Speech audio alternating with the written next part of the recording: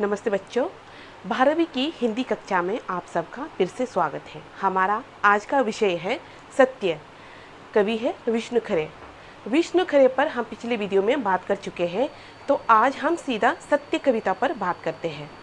सत्य कविता की काव्य व्याख्या करने से पहले उनकी जो संक्षिप्त में कविता की जो संक्षिप्त में सार है और संक्षिप्त में जो पृष्ठभूमि है उस पर हम थोड़ी से प्रकाश डालते हैं।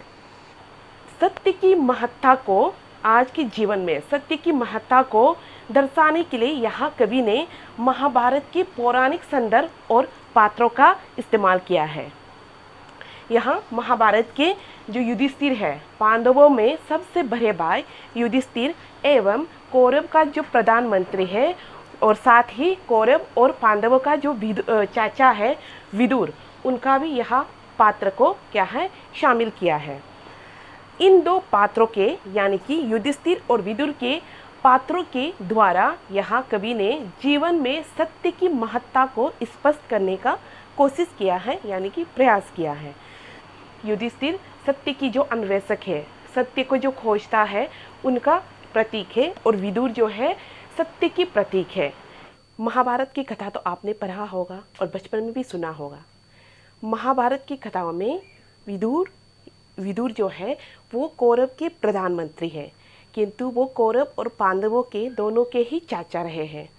अब क्या है, विदुर जो है सत्य का साथ देते थे, वो सत्य की राह पर चलते थे, इसलिए वो हमेशा कौरव के क्या है प्रधानमंत्री होते हुए भी हमेशा से पांडवों का साथ दिया है। ठीक है, तो अंतिम समय में जो अंतिम युद्ध है, महाभारत के जो अंतिम युद्ध है, उसमें पांडवों को पूरा विश्वास था कि विदुर जो है उनका साथ देंगे, किंतु विदुर ने उनका साथ नहीं दिया। लेकिन विदुर ने युद्ध में भी शामिल नहीं हुए। विदुर जो है युद्ध के पहले, जो महाभारत की जो अंतिम युद्ध है, वो युद्ध आरंभ होने से पहले वो संन्यास ले लेता है और वो जंगलों में संन्यास करने लग जाते हैं। तो उसी बात को युधिष्ठिर जानना चाहता है कि आखिर ऐसी क्या बात हुई कि वो ना पांडवों के साथ में है और ना युधिष्ठिर के साथ में है, ना ही वो मतलब युद्ध में ही वो शामिल नहीं हुए। तो इस बात को क्या है जानने का कोशिश करते हैं युधिष्ठिर, किंतु विदुर और भी दूर जंगलों में भाग जाता है। उसी को आधार बना के यहाँ कवि ने इस कविता में कि सत्य की खोज को हमारे सामने प्रस्तुत करने की कोशिश की है। कविता का सार इस प्रकार है कि जब हम सत्य को पुकारते हैं, यानी कि सत्य के सामने हम जब जाने की कोशिश करते हैं, सत्य को समझने की कोशिश करते हैं, उसको पहचानने की कोशिश करते हैं, तब सत्य हमसे दूर भाग जाता है। जिस प्रकार से युधिष्ठिर के पीछे आने पर क्या है विदुर और भी भाग जाता है दूर जंगलों में, घने जंगलों में जैसे भाग जाता है, ठीक उसी प्रकार जब हम मनुष्य सत्य की खोज करते हैं, सत्य को जानने की कोशिश करते हैं, तो सत्य हमसे और दूर भाग जाता है। कभी आगे कहता है कि शायद सत्य जो है परीक्षा ले रहा है, इम्तिहान ले रहा है। वो देखना चाहता है कि मनुष्य सत्य के पीछे कितने दूर तक भाग सकते हैं, कितना कोशिश कर सकते हैं सत्य को जानने के लिए। शायद वो जानबूझकर सत्य जो है मनुष्य को क्या है देख रहा है, इम्तिहान ले रहा है। किंतु कभी कहते हैं कि अगर हम दृढ़ संकल्प कर लें, थोड़ी सी मेहनत कर लें, जिस प्रकार से युधिष्ठिर जो है दृढ़ संकल्प करके विदुर को खोजता है, उसी प्रकार अगर हम इंसान भी दृढ़ संकल्प कर ले, कोशिश कर ले, मेहनत कर ले, तो हम सत्य के पास पहुंच सकते हैं। सत्य कभी ना कभी और कहीं ना कहीं रुक ही जाएगा और अपना असली रूप दिखा ही देंगे। ठीक है, तो यहाँ क्या है कभी एक कहा है कि सत्य का पहचान जो मुश्किल है, कि अगर हम भी दृढ़ संकल्प कर ले युधिष्ठिर जैसा, तो हम भी सत्य को प्राप्त कर सकते हैं। आगे हम इसकी काव्य व्याख्या पर प्रकाश डालते हैं, इस पर चर्चा करते हैं। जब हम सत्य को पुकारते हैं तो वो हमसे हटते जाता है, जैसे गुहारते हुए युधिष्ठिर के सामने से भागे थे विदुर और भी घने जंगलों में। सत्य शायद जानना चाहता है कि उनके पीछे हम कितने दूर तक भटक सकते हैं। व्याख्या इस प्रकार होगा। कवि कहता है कि जब हम सत्य को पुकारते हैं तब वो हमसे और भी दूर चला जाता है। ठीक उसी प्रकार जैसे युधिष्ठिर के ऊंचे स्वर में पुकारने के बावजूद विदुर और भी दूर घने जंगलों की ओर भाग जाते हैं। वे युधिष्ठिर के पुकारने पर भी नहीं रुकते। सत्य शायद यह जानना चाहता है कि हम उसके पीछे पीछे कितने दूर तक भटक सकते हैं। भाव यह है कि जिस प्रकार युधिष्ठिर के पुकारने पर भी सत्य का पालन करने वाले विदुर घने जंगलों में चले गए थे, उसी प्रकार जब हम सत्य को दीनतापूर्वक पुकारते हैं तब वो हमसे और अधिक दूरी बना लेता है। शायद सत्य हमारी निष्ठा की परीक्षा लेना चाहता है। यहाँ गुहारते हुए से कवि का अर्थ है ऊंचे स्वर में पुकारना। कभी दिखता है सत्य और कभी ओझल हो जाता है और हम कहते रह जाते हैं कि रुको ये हम हैं, जैसे धर्मराज की बार बार दुहाई देने पर कि ठहरिए स्वामी विदुर, यह मैं हूँ आपका सेवक कुंती नंदन युधिष्ठिर। वे नहीं दिखते। व्याख्या इस प्रकार होगा। कवि कहता है कि सत्य का कोई स्थिर रूप नहीं है, अर्थात सत्य का एक रूप, आकार या पहचान नहीं है। जब तक हम उसे अनुभूत कर पाते हैं, जब तक उसको हम समझने की कोशिश करते हैं, तब तक वो लुप्त हो चुका होता है और हम उसे रुकने के लिए पुकारते ही रह जाते हैं, जैसे युधिष्ठिर विदुर को पुकारते हैं। कवि धर्मराज, युधिष्ठिर और विदुर के खांडवप्रस्थ के प्रसंग का उल्लेख करके बताता है कि धर्मराज युधिष्ठिर बार बार दुहाई दे रहे थे कि स्वामी विदुर ठहर जाइए, मैं आपका सेवक कुंती का पुत्र युधिष्ठिर हूँ, परंतु वे उसकी पुकार को अनसुना कर देते हैं और वहाँ नहीं रुकते।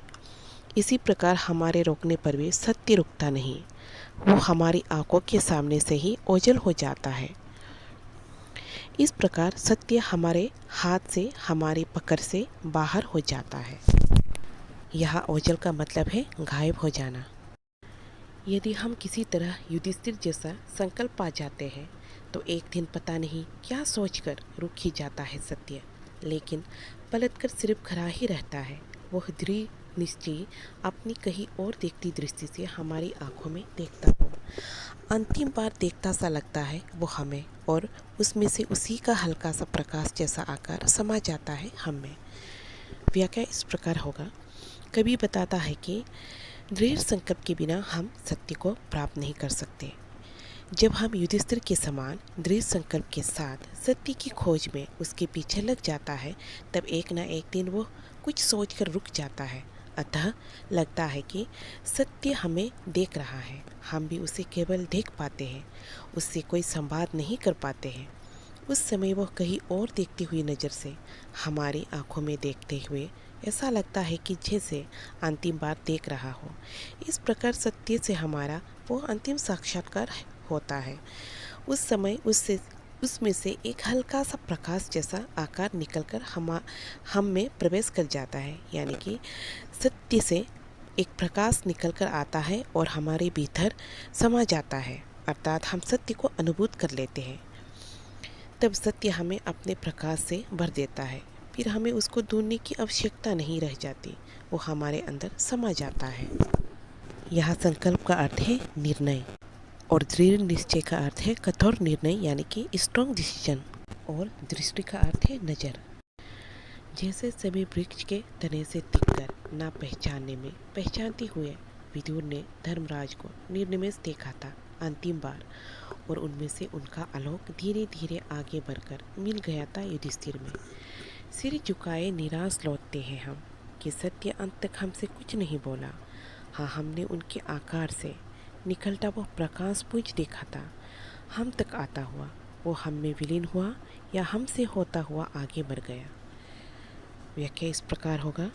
कवि कहता है कि सत्य का प्रकाश हमारे अंदर वैसा ही समा जाता है जैसे विदुर ने समीप वृक्ष के तने के सहारे खड़े होकर धर्मराज युधिष्ठिर को अनजान जैसे देखते हुए भी पहचान कर अंतिम बार बिना पलक झपकाए देखा था। तब उनका प्रकाश उनमें से निकलकर धीरे धीरे आगे बढ़कर युधिष्ठिर में मिल गया था, अर्थात कि विदुर ने जब धर्मराज को युधिष्ठिर को देखा, वो अब पलक यानी कि पलक झपकाए बिना पलक झपकाए उसको देख रहा था, तो उसके अंदर से एक प्रकाशमय, ठीक है, प्रकाशमय पूंजी उतर कर आया और युधिष्ठिर में समा गया।